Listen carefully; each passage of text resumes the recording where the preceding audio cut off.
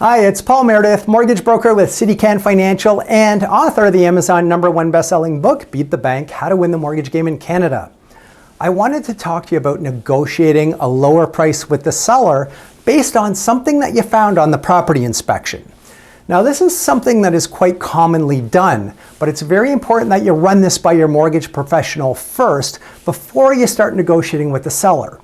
And the reason why is because the lender may suspect that something is wrong with the property.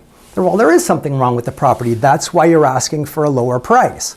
Now, it might be something completely insignificant, but you still want to run this by your mortgage professional first to make sure that it's not going to jeopardize your approval. Because sometimes a lender can decline the property. The borrower might be fine, but they might decline the property itself.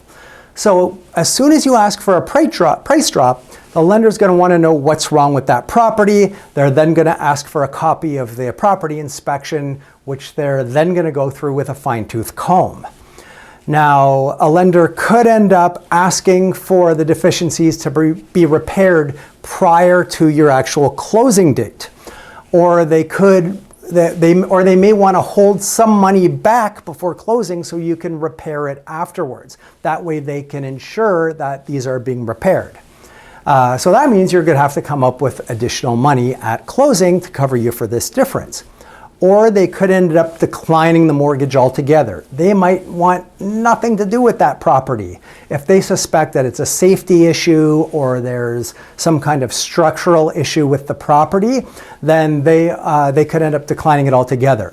Now, you may completely disagree with them. It might not make any sense, but this can still happen.